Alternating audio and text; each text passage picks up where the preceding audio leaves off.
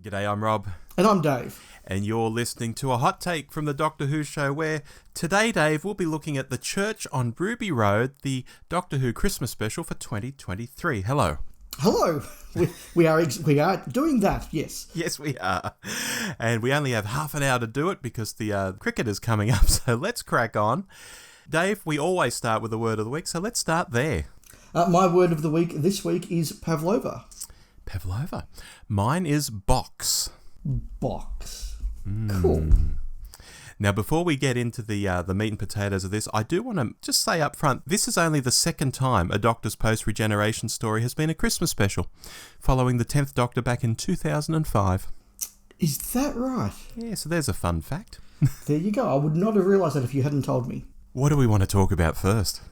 Look, Rob, let's just start big picture. What are your overarching initial thoughts?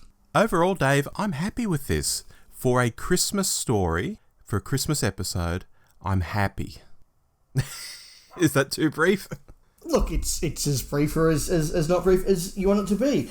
I will say two things up front. First of all, I really struggled with the sound on this one, and I put a quick comment out on Twitter halfway through just saying, is it just me who can't hear the dialogue? And several people have replied saying they also couldn't hear the dialogue and had to put the captions on. And a couple of comments there, people saying, it's this new trend of very mumbly dialogue, which I think was part of the problem, and also Murray Gold's music was just splattered at full volume all over the thing. So I actually struggled to hear any dialogue and did have to put the captions on to watch this, which isn't the best way to watch things in my view. So that wasn't ideal. I have been making the joke for our last three hot takes that we kept talking about the three specials, when in fact there were four specials, because we're all back here doing the Christmas special here. That, I think, was a mistake on my part.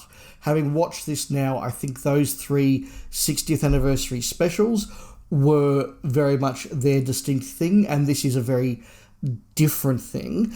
And that was certainly my experience of the vibe of it, and that was certainly my experience in terms of my take on it. The last three specials, for their strengths and their weaknesses, and they're all pretty good, I was never once distracted or looking at my watch or wondering what was going on, anything like this.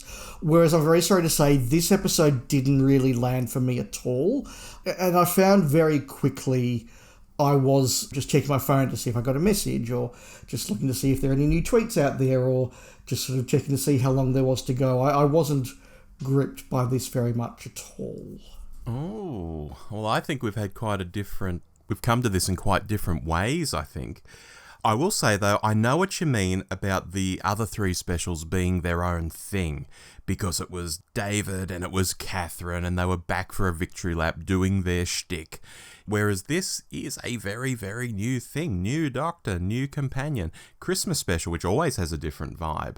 So yes, this special did feel absolutely different. Maybe we could start by talking about Ncuti Gatwa. I mean, he's central to all of this. Yeah, no, absolutely. I will just riff very quickly on the point you made, and that is that, yeah, absolutely, this is a Christmas special, and I did say going into this I expected the full RTD Christmas experience, and, you and I both know that I'm not a particularly Christmas special fan. Yeah. So, I swear I didn't go into this going, oh, it's a Christmas special, I hate it. I did go in thinking, I've liked the last three episodes and hopefully I'll like this one, and I expected to like this one, and I just didn't very much. But it was very much that Christmas special, and they are their own things, and I'm certainly not judging the entire era to come based on one Christmas special watched slightly tired on Boxing Day. So let me get that out of the way. This is not a damn you all comment. It's just that this didn't quite work for me comment, but whatever. But what did work for me for the most part was Ncuti Gatwa. I thought he was very well introduced into the story. I thought that he commanded the screen when he was on there. Not entirely perfect. A couple of niggles I'll come to, but I thought a very strong performance, and so glad that it wasn't a post-regenerative trauma performance. Yeah.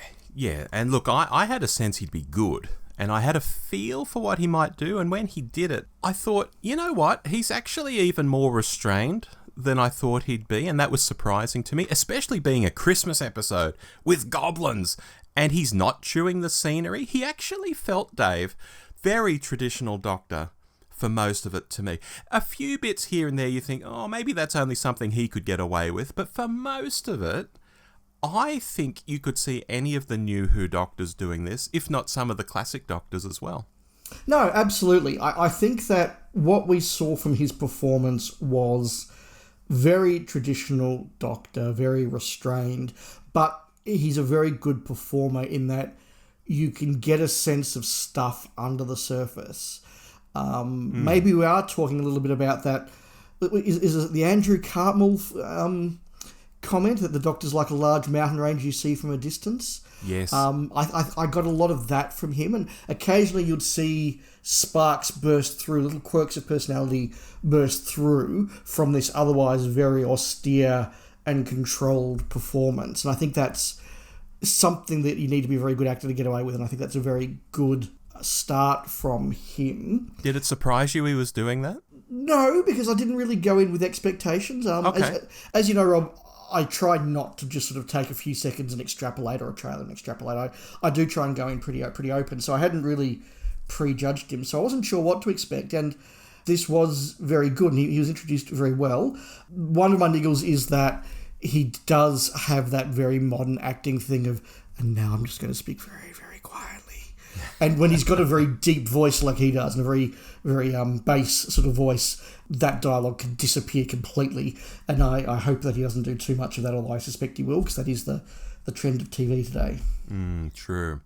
Millie Gibson, she's really the flip side of this coin. I had no idea where Ruby Sunday was going to land. In many ways, like Rose back in 2005. Like, oh my God, they've hired Billie Piper. She's a pop star. How on earth is this going to work? I knew a lot less even about Millie Gibson, so I had no idea what was going to happen. And I think she's great, Dave. I think she's likable. She's capable. She's clearly quite smart without being, in quotation marks, a girl genius like, Zoe or someone like that. And when she was working with the Doctor in this episode, you could feel they're a team. And that TARDIS scene at the end, it felt quite right to me. Maybe it's all helped by the fact that he's new, she's new, the TARDIS is new. It's not like some interloper stepping in after a season or two into some well-established set and your brain is like, ooh, that's new, that's out of place. She felt quite right to me. I thought she did a good job. I'm still pretty on the fence with Ruby as a character. I thought she was very good at sort of generic companion.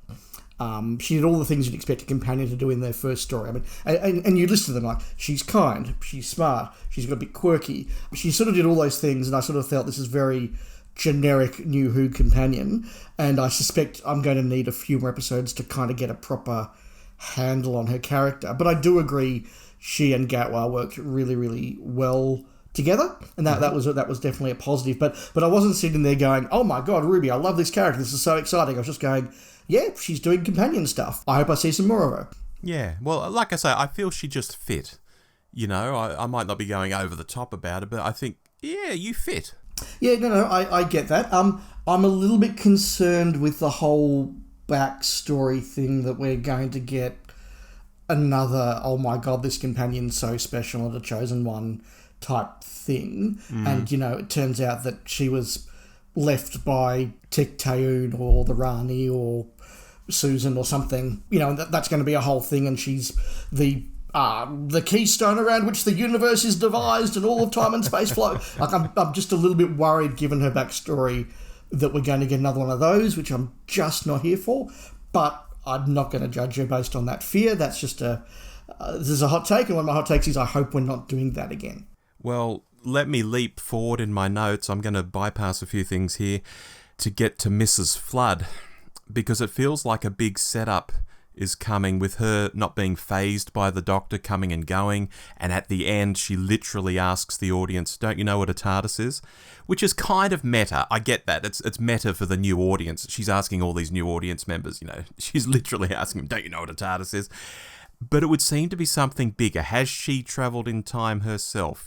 She's unlikely to be a Time Lord, or the Doctor would have sensed that, I think.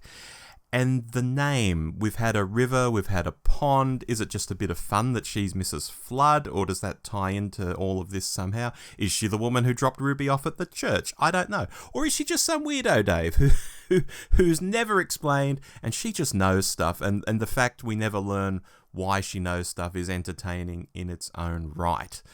Mrs. Flood, Dave. Yeah, I think there are two very strong possibilities here. One is that this was just leaning into the Christmas pantomime quirkiness, and you had a character that was in that sort of, Gurren Wiegand from Delta and the Bannerman sort of style, like just a character who the audience goes, it's a bit weird that they're unfazed by the TARDIS, but that's just because they're a quirky English eccentric, and they're looking to the TARDIS again, just a bit of it's Christmas and it's pantomime, so we can look at the camera. If that turned out to be the next explanation, that would be very reasonable to me. I'll go, yeah, that's just Christmas pantomime. The other is that we turn out that she wasn't speaking to the camera as in the audience, but was speaking to someone who was monitoring her on, a screen, and we get to, episode 12 or 9 or something, and we get that scene replayed, and we pull out, and, it's Rassilon watching her on the time skip or something. Like, or she's an agent Wow. she's an agent of the big bad, and they're reporting back, that sort of thing. And it's meant to look like fourth wall breaking, but it's not. There is actually another wall, and we're going to see who's watching her. Did you know what I'm saying? Or am I completely... Oh, yeah. Okay, good. That would not shock me if that was it, and that she turned out to be, if not the big bad, then an agent of the big bad or something thereof. Yeah, and of course, a brief note, she's played by Anita Dobson, who was a big thing back in the 80s in EastEnders. Even I was watching EastEnders back in the 80s then, Dave. And she's married to Brian May from Queen, so there's a fun fact. Oh, there you go. Look, she did look familiar. I haven't had a chance to look up and see what I've seen her in. It wasn't EastEnders, I'll tell you that. Yeah. But she's looking a lot different to her EastEnders days, I'll say that much. Yeah, no, look, I did recognise her face. I'm sure I've seen her in something. Yeah. I was, when we were talking about Ruby Sunday, I'd made a note here, the kitchen sink, and I made that note to ponder whether Ruby's living situation, what I would call the kitchen sink drama part of the story, is something we'll come back to regularly, like the Rose situation, or may it become a bit more sparingly used, like, say, Martha? I mean, with Martha, we knew her family and they popped up in some stories, but they weren't Jackie Tyler levels of reappearing. Do you have any sense of where they might fit in, whether they'll pop back regularly? Yes, Rob, I think there was enough setup being done to flag that they could be characters that they may wish to come back to, and certainly they have the option of coming back to them. Whether or not they do, I don't know, but yes, I can absolutely see why you would think that. In the same way that the journalist on the random TV show that Ruby was doing exposition to at the start, got a name and was cut back to several times. So I don't know whether she's meant to be part of this world building or what. Oh, well, no, she is actually a real... Davina McCall is a real person. Right. So that... And this is perfect because I've made a note on this. The Davina McCall stuff would play so amazingly to the UK people because, it's Davina McCall, and look, a Christmas tree is going to impale her, and isn't this really funny? And she broke a leg falling off a boat. Isn't this hilarious? It'd be like, I don't know, for us, Liz Hayes or Carl Stefanovic being in Doctor Who, Right. something like that. Right. Whereas for you, what you've just said there is perfect. For you out here in the rest of the world, you're like, who is this character? What's she going to do? And she's actually a real person, so perfect. Yeah, no, I was literally sitting there by the third time we cut back to her. I was like, why is this character getting so much attention? Like, am I meant to care about her? Is this set up for, something later? So, okay, I completely missed that at all. I didn't get that at all. Yeah, but I think that's beautiful because I think a lot of people in the overseas audience will be in the same boat. Yes, I suspect so. I mean, I watch a lot of British television and follow a lot of British Twitter, and I didn't know who she was, so there you go. Rob, can I sort of talk about what I didn't like? And didn't like's the wrong word. Can I talk about why this didn't work for me? Yeah, absolutely. The plot was just nonsense. The plot was light, and the plot was about 7 minutes of plot stretched over an hour of television. I don't know what these goblins were. I don't know why these goblins are. I didn't think the goblins looked particularly impressive. I didn't think they were particularly threatening. We had the cliche of the great big giant monster goblin that's eating babies and can't speak for some reason. I just didn't care about the goblins. There wasn't much plot with the goblins. The King Goblin getting impaled on the church, again, I hadn't seen enough of him or really got a sense of this thing to really care. And I did spend a lot of the time watching this, not going, oh my god, what are these goblins? Oh no, the goblin's got the kid, just going, what's this goblin nonsense? And we're not doing the goblins now. Now we're back to some airy fairy Christmassy thing. Now we've got another minute of goblin. They've made a drop of shopping. Wow. Okay. Is there anything on Twitter? And I just didn't engage with that plot at all. You are a Dobby the house elf hater, though. Oh, no, that's not true. The last scene where he got brutally slaughtered was a good Dobby scene. So I do like a little bit of Dobby, only when he's being slaughtered, though. Right. Look, I have more to say on this later in my notes. In fact, when we get to the sports desk. So Okay. I'll pivot slightly, though, and address the elephant in the room, which ties into all of this too, Dave, which is the musical number. Now, we'd obviously seen this for the past week or so, or what we thought was the number, but we hadn't seen all of it. The video that we had seen ended with the little baby say goodbye, moment. And we hadn't seen the Doctor and Ruby jump in with their own bits, which I think they did very well. And one comment I'll make about the musical number, it was very in tune, no pun intended, with actual musicals, where characters start singing about stuff and explaining stuff that they already know, and why are they saying all this stuff? And they don't need to be delivering the dialogue at all. So it was very much in that musical style, rather than something that felt like an organic part of the story. That can be a good or a bad thing, depending on what side of the fence you're on. Is it the start of Doctor Who doing a full musical episode, or was it just a one-off? I suspect it might be because Ncuti Gatwa obviously can sing. Yeah. And so Russell's gone, hey, let's show this guy's talent off and give him some lines. And he did deliver them very well. And I think that if you've got that skill, why wouldn't you do more of it? So yes, I think that it's probably just we've got a Doctor who can do musicals, let's show this skill off. Kind of like, when Capaldi could play the guitar. Yes. And they're like, okay, well, let's use this, let's make this a thing. I think it's probably in that sort of vein. Okay.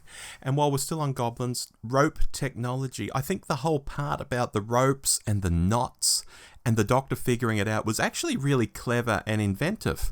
And I've got not much more to say beyond that. I thought it was just a really nice bit of world building that felt magical and fantastical and the kind of thing you expect in a Christmas episode, although I am led to believe that the new series will actually be more in a fantasy direction than a hard sci-fi one, so maybe sort of a teaser for what's to come. We didn't sort of get into the goblins that much. As you say, the Goblin King didn't speak, but the rope technology bit I thought was quite good, Dave. Oh, look, it was a nice twee bit of comment, but if you're hanging your whole goblin plot off 30 seconds of rope technology, I think that's a bit desperate. Okay. What have you got to talk about? Look, just a couple of other little minor things. The opening narration annoyed me because I think narration's always a bit of a cheat. That was a shame. I did wonder whether the fact that Ruby was having a gin and tonic was a reference to Hitchhikers, where there are many references to gin and tonics on many different worlds. So that was a nice little moment. Interesting. For me. Yeah, that's completely random. It could just be that they're in a gay bar and lots of people in gay bars drink gin and tonics. Maybe. I know I do. So look, it could be either of those things, but I thought that was a nice moment. Again, I thought the Doctor did very well. I didn't like the Doctor crying. I don't like the Doctor crying. I think the Doctor doesn't work when he's sort of that vulnerable and emotional. I didn't like when Smith did it. I hope this is a Christmas heightened emotion thing and not a trait of the new Doctor that he just tears up on a regular basis. But I'll give Ncuti the chocolates that, although I didn't like what he had to do, he did do it very, very well. Yeah, my sense is that this could be a more human kind of Doctor. People have been talking about that a bit of late. And, I'm sort of against that. I think when you've got an alien character, you play up the alienness and the human traits can be portrayed by the human. But I think that might be him. Yeah, I agree with everything you've just said. I think that could be the vibe they're going for. It's not a route I'm very keen to see them go down, but, judgment will be reserved for the season. Yeah, one brief one from me before we get to Word of the Week. Mavity got a mention, but was it in an ironic, haha, we recently called it Mavity, so I'm going to say Mavity, Or has time really changed and it's Mavity now and that still is part of something bigger to come? Yeah, and this comes back to something I've mentioned over the last few years in the way that Stephen Moffat really kind of broke the way that we watch Doctor Who. Yes. In that, had the Moffat era not happened, I think we would have just been watching this going, oh, cool, there was a woman who broke the fourth wall and there was a reference to Mavity and there was a kid dropped off at the start, whereas because we've been through the Moffat era, we're looking at all these things going, is that a clue? And if it turns out that none of them are clues, then this is going to have to be a season maybe we have to go back and rewatch. Kind of like we did with Chibnall, where yes. we went back with Chibnall and said, now we know that there actually was no grand design and no overarching plot, and all these things that we thought were hanging clues were not, they were just loose ends. Yeah. And you go back and watch it in that sense, you go, actually, yeah, as two-dimensional drama, this is perfectly fun. Let's not overthink it. Maybe that's going to be the case here. Indeed. Now, Dave, words of the week. Yours was pavlova. Do you want to explain yours? Look, pavlova is a traditional Christmas dessert, certainly here in Australia and in New Zealand, which is known for being incredibly sweet but not very substantial. And this was a Christmas episode that I thought was very sweet and not remotely substantial. Okay, my word of the week was box, and I'm in very similar territory to you, Dave, because this episode, as a Christmas episode, did what it says on the box. It was light, it was fluffy, it had a musical number. It did all that was required of it, I think. I think that's very, very fair, and I think it's very clear you and I, Rob, saw this story for what it was, and it resonated a bit better with you than me. I think so, and we might tease that out in the sports desk in a moment, but before then, our scores. You like to give letters, I like to give numbers. What's your letter for this one, Dave? Look, I started off with a D, having spoken... Oh my God! Having spoken about it with you and sort of reflected on the strengths, I'll grade that up to a C-. C-. I'm giving this an 8. Wow! Yeah, look, I surprised myself. But let me explain. It's more from the point of view of it being a Christmas episode. As a Christmas episode, I think this is an 8. I'm not sure what I could tell you it would be if it wasn't a Christmas episode, but I can't imagine this not being a Christmas episode, so it is what it is. To score what's in front of me as a Christmas episode, I'm giving it 8. I understand your logic there. That's perfectly reasonable. I don't grade on a curve. Okay. Hence, I've given it much lower. All right. Shall we go to the sports desk? Yeah, let's go. Here we are at the sports desk where we look at our play of the week, foul of the week, and MVP of the week. Dave, do you want to lead off with your play of the week? My play of the week goes to the introduction of the Doctor in this episode. That first moment when we see him aloof in the distance, staring through the door with a really interesting, mysterious expression on his face, and then he's suddenly part of the action, and then he's introducing himself with the psychic paper. Yeah. And then we sort of go in, I thought that was a really effective way to build into the Doctor, and I want to see more of that Doctor, that more traditional, mysterious, slightly aloof, mountain in the distance Doctor than I want the he's in touch with the feels now Doctor. Yeah, and I like the way he was in the plaid get-up with the orange jumper. Then later when he's dancing in the club, he's in his kilt. Then later in the episode, he's in the leather coat. So we got the sense that he'd sort of been, following this for a while just through those changes of clothing. I like that a lot, actually. Yeah, it was very effective in saying that this wasn't the Doctor going from shot to shot to shot. He was sort of going off doing stuff, coming back, and I think my takeaway was that he wasn't following Ruby per se. He was just popping back for Christmas and kept bumping into Ruby and going, hang on, what's going on here? Yeah. And so, I thought that was a really, really good little play. Cool. My play of the week is the script, so I guess I'm giving this to RTD. You're going to spew here, Dave, because only once in the whole thing did I look at my watch, and it wasn't because of boredom, but I was just curious, how long has this been going? Because I wasn't really sure, and I didn't have any sense through the story where we might be at. So I looked, and we were at the 40-minute mark, and I actually found that extraordinary. I thought, oh my God, 20 minutes to wrap this up. It motored along for me. Oh, fair enough. Fair enough. We clearly had very different experiences. Yeah. Let's move into fouls. I'll go first here. I was struggling in many ways as the episode hit its marks. As a Christmas episode, again, I reinforced that and was going down like a nice glass of bubbly, maybe cheap bubbly at Christmas, no more, no less. But if you pinned me to the wall and said, we need a foul, I'll go with the resolution of the goblins. And this does tie back into something you said earlier. I think it was fun, maybe brave in some ways, to have the Goblin King impaled on a church spire, no less. Merry Christmas, everybody. But it was also quick. We didn't get a feel for them much at all. Here's the threat. Now we've impaled it. Good night. We actually learned more about their use of ropes than through any sort of interaction with them directly. So totally agree with stuff you were saying earlier. Yeah, no, that's interesting. I also struggled to pick a foul because whilst the tone of this didn't work well for me, there weren't a whole heap of specific moments I've gone, oh my god, that's terrible. It wasn't that sort of dislike, it was just this tone isn't working for me. The scene that I have picked out, though, is the scene where the Doctor discovers that Ruby no longer exists. And I suspect this was going to be a controversial pick because I suspect if the episode's working for you, this was a very wonderful, dramatic piece of writing. But for me, already a little bit frustrated with the insubstantiability of the story, where it's like, where's Ruby? We can't find her. Who's Ruby? I don't know who Ruby is. What's going on? Ruby's not here. Oh, Ruby's photo's been taken away from the fridge. Oh, the other photo's been taken. Grandma, you don't know who it is. I get it. Ruby's gone. Move on. I just felt that was sort of really frustrating and drawn out. And I pick it because it is emblematic for me of just a lot of stuff in this was just really drawn out. And, this, you could have halved the length of this, I think, and not lost much. And that is perhaps my biggest criticism of the thing. All right, keep us going with your MVP. Look, no shocks here. I'm going for Ncuti Gatwa. All the good moments in this were Ncuti. He had a very strong performance. Not entirely sure about some of the aspects of his Doctor yet, but hey, you can't judge a Doctor based on their first 45 minutes, and I'm certainly not going to, but his performance was exceptional. Yeah, I'm giving it to Ncuti as well. He just stepped into the role, felt good from the get-go. Like I said earlier, he was even somewhat restrained in a Christmas special, no less, so unless that was really deliberate just to draw us in and he's going to get more manic and crazy over time, or whether he really is a more serious guy than we've been led to believe.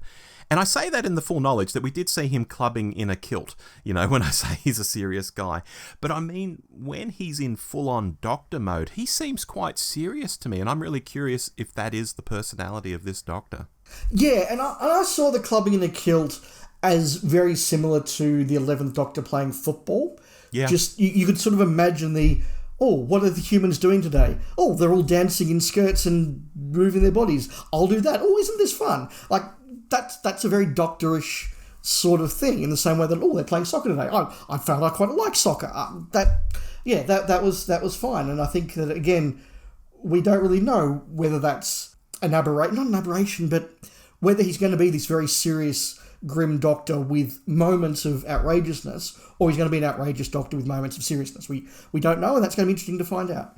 I kind of like the idea of him being serious, and from time to time he'll just crack that big smile. I'd like that, I think. Yes, that would be the path I would like to see him go down. Yeah. Well, that's been the Church on Ruby Road. Probably only one thing to discuss, which wasn't at the end of the episode, Dave, but we had to go and seek it out on YouTube, and that's the next season trailer. There's some interesting stuff in there. I mean, the Beatles episode has the Beatles in it. Yeah, there was mention that there was going to be a Beatles episode, and I sort of thought that was actually going to be more like there's a 60s episode, and in the background the Beatles walk past or something. Yes. But it looks like they are actually going to be characters that interact with the plot, which is very interesting. My other big takeaway was Jonathan Groff, who is an actor I'm quite a fan of, and I can remember him going back to when he was in Glee and still sort of, becoming an up-and-coming actor, and then he was dating Zachary Quinto for a while. I was like, that's very interesting. And then he was George III in Hamilton, the only good bit of Hamilton as far as I was concerned. He was in the horror cabin thing that M. Night Shyamalan did last year. Right. He's done a lot of stuff, and I'm a big fan of Jonathan Groff. So my two takeaways were, it's Jonathan Groff, and it's the Beatles. Okay, I noted we saw Mel on the scooter with Ncuti, so that comment you made on our last episode about was that just Ncuti taking her to lunch? No, that seems to be in an episode. Yep. We are back in Avengers Tower at some point. I saw Rose meeting the Doctor there, other random shots. It looks good. It looks exciting. I'm genuinely looking forward to getting into the next series and reviewing it. Yeah, I am as well. my lack of enjoyment of this has not put me off the coming season, because it is a Christmas special, and I've learned long ago that they are their own special thing. And look, as you always say, Rob, these hot takes, we have no idea how the rest of Doctor Who fandom and how our listeners have taken the story. Nope.